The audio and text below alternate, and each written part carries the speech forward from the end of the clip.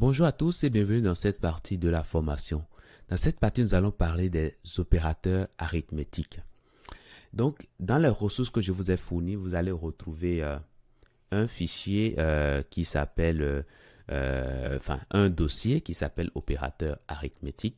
Il faudra simplement l'ouvrir avec votre éditeur de code et une fois que ça c'est fait,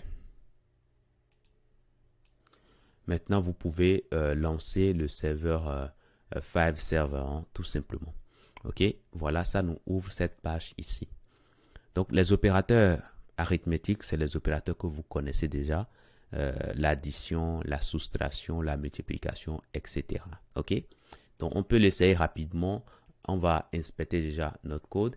Alors, moi, je préfère le mettre sur le côté gauche ici pour que nous puissions avoir une vue directement sur toute notre page et pouvoir également écrire dans la console ici. Donc, il faudra venir sur console là. On va pouvoir commencer par tester ces opérateurs-là. Donc, il y a l'opérateur addition. Donc, cet opérateur, on l'utilise sur les données de type number. OK, les nombres. Voilà. Donc, du coup, pour commencer, nous allons créer déjà une variable. Donc, var nombre 1, par exemple. Et nous allons mettre dedans une valeur. Alors, je vais mettre ici 35. OK. Voilà, c'est une valeur totalement arbitraire. Nous allons créer également nombre 2. Alors, comment je fais pour récupérer la ligne précédente? J'appuie sur les flèches de direction du haut et le bas, ok? Le haut et le bas, le haut pour aller sur l'instruction précédente. Et puis, voilà, la gauche et la droite pour se déplacer sur l'axe horizontal, c'est-à-dire à travers notre instruction. Voilà. Donc ici, je vais changer ça. Et là, je mettrai ici, voilà, 55 par exemple, ou plutôt 58. OK? Là, c'est bon. On veut définir deux variables, NB1 et NB2. Voilà, NB1, voilà. Et puis NB2, voilà son contenu. Pour l'instant, c'est bon. Tout est nickel. Maintenant, si nous voulons utiliser l'opérateur addition, il nous suffira simplement de prendre déjà le premier nombre, donc NB1, le premier nombre que nous voulons additionner avec un autre nombre, donc NB1. Et puis, nous mettons l'opérateur. Bon, on peut mettre d'espace, mais ça ne présente pas beaucoup d'intérêt. On peut mettre d'espace, comme on peut ne pas mettre, ok? Voilà. Et là, nous allons mettre ici NB2. Voilà. Et là, lorsque je fais entrer, ça me fait bien l'addition des deux nombres. Mais là, ça me fait l'addition sur la sortie standard, ok? Donc, cette valeur de retour, je l'ai perdue, ok? Je ne pourrais plus l'utiliser parce que je ne l'ai pas sauvegardée. Alors, ce que je peux faire également, c'est de penser à sauvegarder, ok? Donc, je peux créer une variable var somme, par exemple. Et à l'intérieur, maintenant, je vais dire que je veux stocker NB1 plus NB2, ok? NB2. Et là, qu'est-ce qui va se passer? Tout se passe correctement. Quand je cherche à voir ce que j'ai à l'intérieur de somme, j'ai tout simplement la somme des deux nombres. La soustraction, c'est possible également. Donc, il faudra utiliser, alors je vais mettre ici sub tout simplement. Et pour faire la soustraction, on utilise tout simplement l'opérateur moins, ok? Moins comme ça, voilà, ce tiret-là.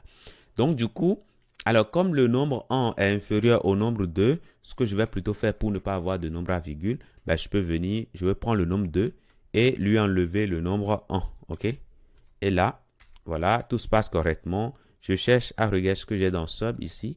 Et là, ça me retourne bien 23. Et c'est bon, c'est nickel. Alors ici, nous avons la multiplication. Donc, c'est cet opérateur étoile qui nous permet de faire la multiplication. Donc, je vais créer alors une variable qui va s'appeler mul, par exemple. Mul. Et à l'intérieur, je vais stocker nombre 2 fois nombre 1, par exemple. Si je fais ça, je fais entrer.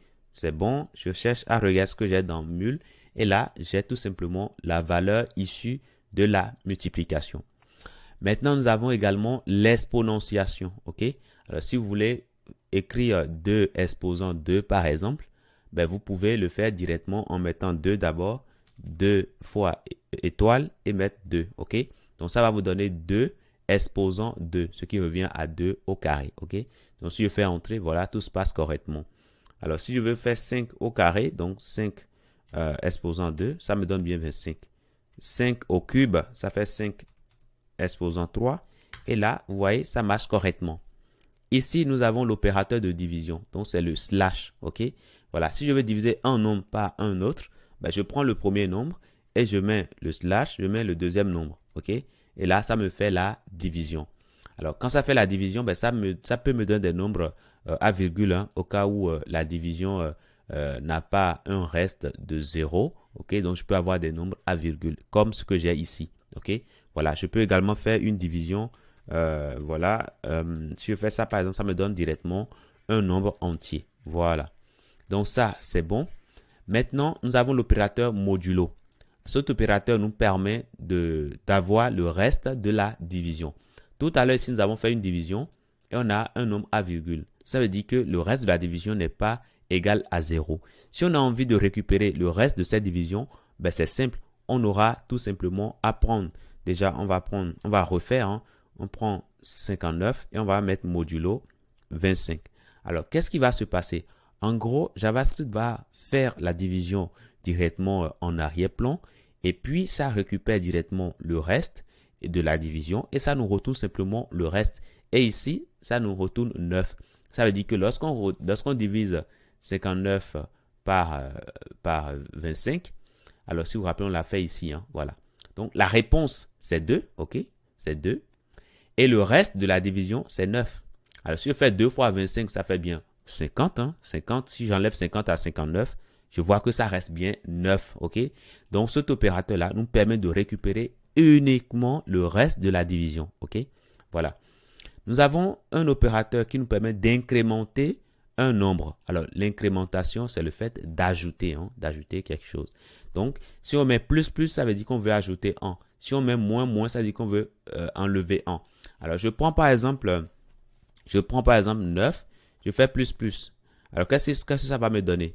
Alors là, ça ne marche pas. Effectivement, ça ne marche pas de cette façon-là. Mais par contre, je peux prendre ici une variable nombre, voilà, et faire un plus. Alors, si je fais plus, qu'est-ce qui va se passer? Alors, on essaye ici, on fait entrer, et là, qu'est-ce qui se passe? Ben, ça nous affiche 35. OK, ça nous affiche 35. Alors, qu'est-ce qu'on avait au début? Alors, si vous voulez, je refais à nouveau. Hein. Là, on a 36. OK? Donc, voilà, chaque fois que vous faites plus, ben, ça incrémente de 1. Au début, qu'est-ce qu'on avait? Alors, il faut qu'on regarde bien. Au début, on avait 35. Hein, on avait 35 au début. Et là, lorsque j'ai fait plus, ça me donne 36. Donc, je cherche ici NB1. Et là, j'ai quoi? J'ai 37. OK? Alors, en gros, qu'est-ce qui se passe? Quand vous faites ceci, ben, systématiquement, ça l'incrémente. Hein? Et puis, ben, ce que ça vous affiche ici, c'est le nombre même. OK? Avant l'incrémentation. OK? Donc, ici, on est à 37. OK? Maintenant, si je fais NB1 plus, ça va l'incrémenter, mais ça va m'afficher la valeur que j'ai au début. OK? Donc, ça va m'afficher 37. Mais quand je regarde à l'intérieur ici, ben, j'aurai bien 38. OK? Voilà. Donc, c'est ce que cet opérateur nous permet de faire. Il y a également l'opérateur plus qu'on peut également utiliser au début. OK? Donc, je mets NB1. Si je fais entrer, qu'est-ce qui se passe? Ben, j'ai directement ici 39. Et si je regarde à l'intérieur de NB, je mets NB. Qu'est-ce que j'ai? NB1, j'ai également 39. Qu'est-ce qui se passe? Alors, si je fais ceci, en gros, dans un premier temps, j'incrémente d'abord le nombre, OK, avant de l'afficher. Et là, ça me met 39. Mais quand je le mets comme ceci, ben, ça m'affiche d'abord le nombre, c'est-à-dire la valeur initiale, et c'est après cela maintenant que ça l'incrémente. C'est pourquoi tout à l'heure, ça nous affichait la valeur initiale et non la valeur incrémentée. Et quand on cherche à aller plus loin, à regarder ce que nous avons dans NB2, on se rend compte que ce n'est pas 38, mais c'est plutôt 39. Voilà. Donc, il faudra vraiment faire attention à là où vous mettez votre opérateur plus. OK? Si c'est au début, ça veut dire que vous l'incrémentez d'abord avant de l'afficher. Si c'est à la fin, ça veut dire que vous l'affichez d'abord avant de l'incrémenter. Donc, c'est la même chose. Hein? Si je suppose, alors je suppose ici que vous avez une variable A, et puis vous mettez dedans, alors A, quand je dis A, c'est juste, voilà, une lettre hein, qui sera tout simplement le nom, ok, de l'espace de stockage que nous créons. Ok, alors si ce sera un peu ambigu, je peux mettre par exemple Allez, je peux mettre âge, par exemple, comme ça soit plus parlant pour vous. Alors, si je mets à l'intérieur, je tente de mettre ici 58, par exemple. Là, c'est bon, c'est nickel. Maintenant, si je crée une autre variable, âge 2, par exemple, ou bien âge 2, et je veux mettre dedans, je mets plus âge. Alors, qu'est-ce qui va se passer? Alors, dans un premier temps, on va incrémenter d'abord âge, et c'est la valeur de retour qu'on va mettre ici. OK? Donc, si je fais ça, par exemple, je fais entrée, je regarde âge 2, qu'est-ce qui va se passer? Ben, j'aurai bien 59 parce que on a incrémenté d'abord avant de retourner la valeur. OK? Et lui, il récupère la valeur de retour. Par contre, si je mets âge 2 et je mets d'abord âge avant de faire plus, qu'est-ce qui va se passer? Alors, si vous voulez, je vais déjà regarder ce qu'il y a dans âge. Dans âge, on a quoi désormais? Ben, on a désormais 59. OK, donc on est d'accord là-dessus.